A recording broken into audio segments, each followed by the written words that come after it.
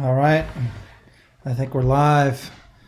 So the title of this is that we are going to be talking about is cortisone good for you, right? Now, I don't want to make a blanket statement that there's never, ever, ever a time to use cortisone.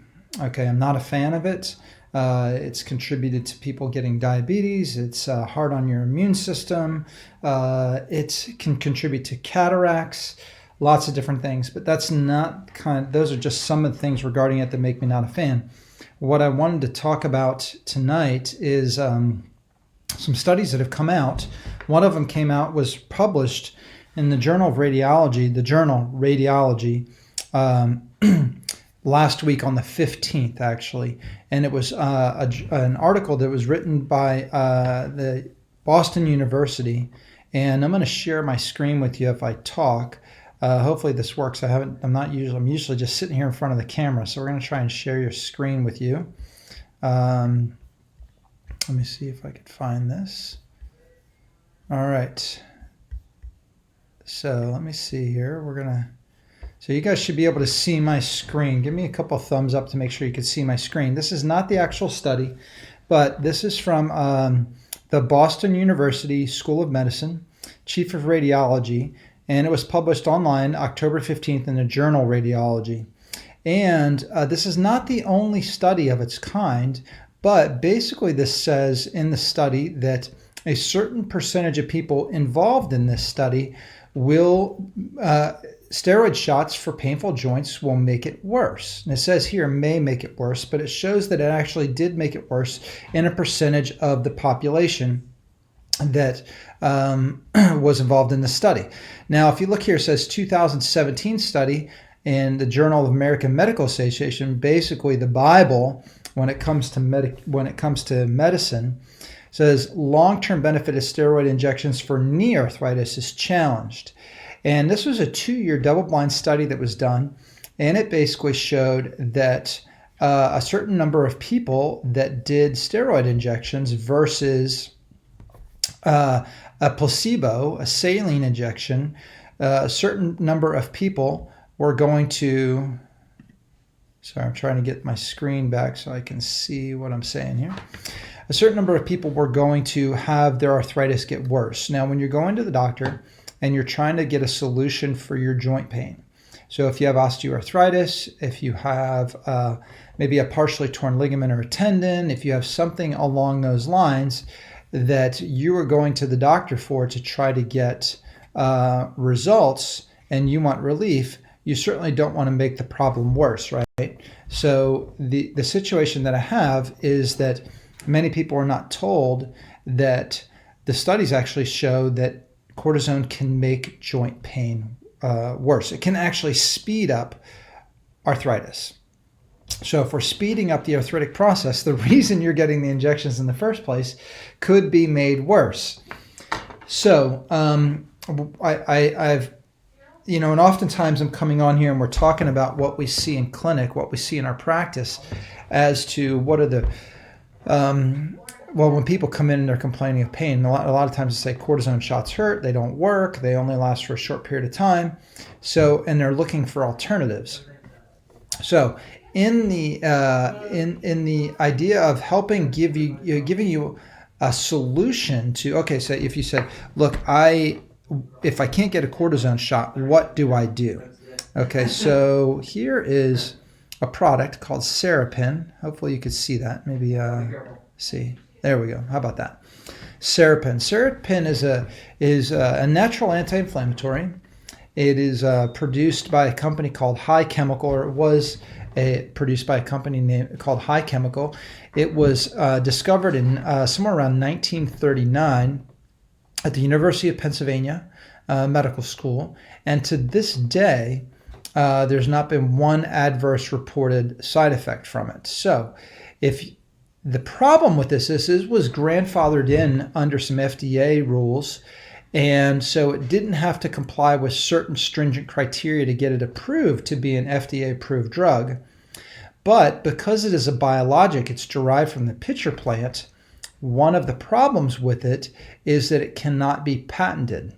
at this point. You have to understand this is a drug that was made in 1939. It was grandfathered in, and this drug is not going to be patented. So therefore, it's not going to make any drug company billions of dollars.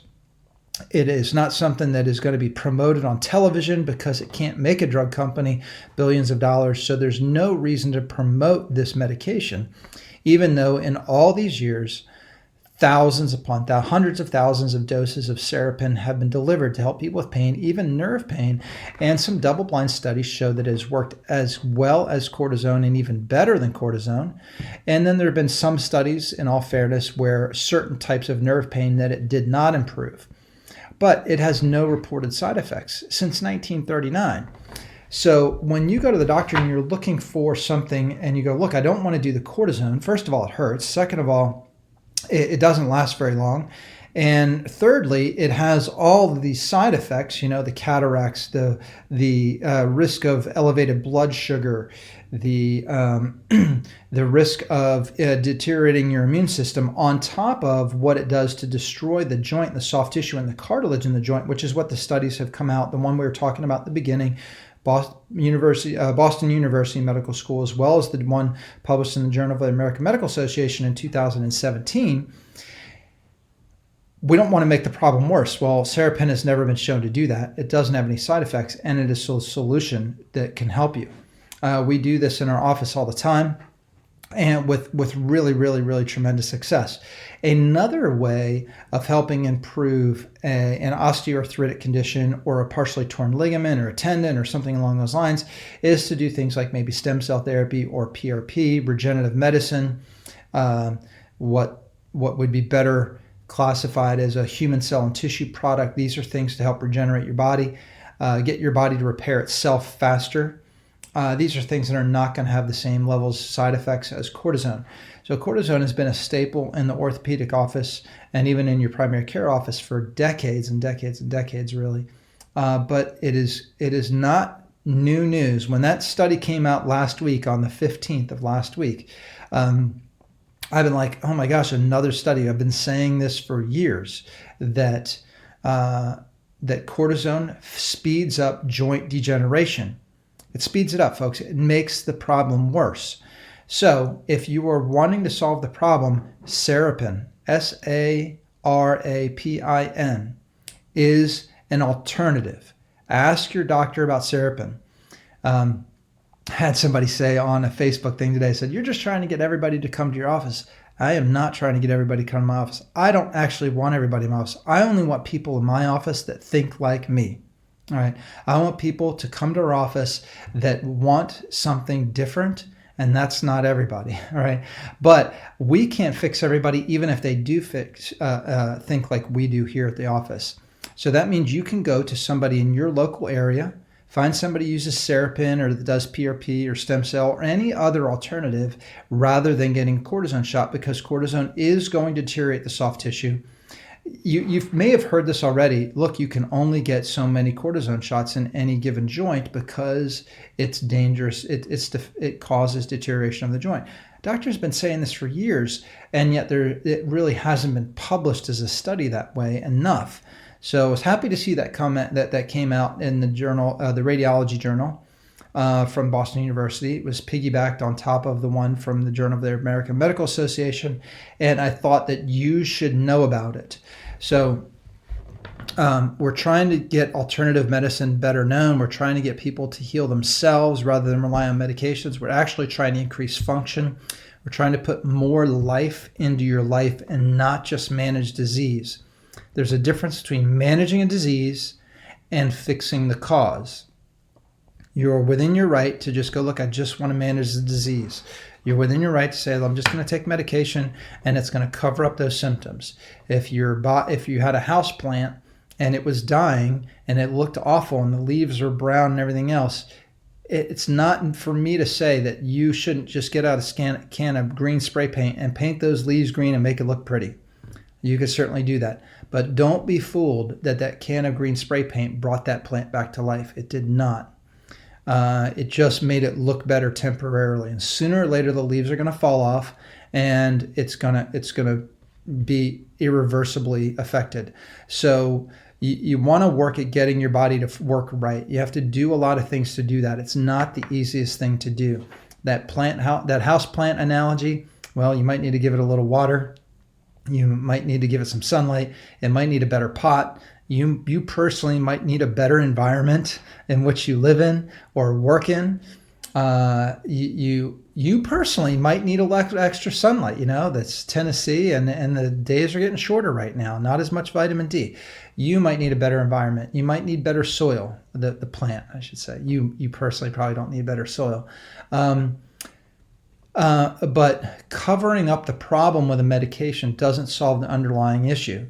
And in the case of cortisone, it could actually make the problem worse. So I hope you found this valuable. If you could do me a favor and hit that share button, maybe you know somebody that's doing cortisone shots right now, and they're trying to get some relief. They're really suffering and they need some solutions so they can have a better quality of life. And if you shared this with them, they might know that there's an alternative that isn't going to make the problem worse in the long run. So if you can help me out and hit that share button, hit the likes and hearts and all those things, you can hit the sad button, you can hit the hate button, but just give me some feedback. Let me know what you thought of the video. I appreciate you watching, and hopefully you found this helpful and that I'm giving you a solution here as well instead of just talking about the problem. I'm kind of guilty of sometimes just talking about the problem without solutions. So hope you found this valuable. We love you and we appreciate you. Take care.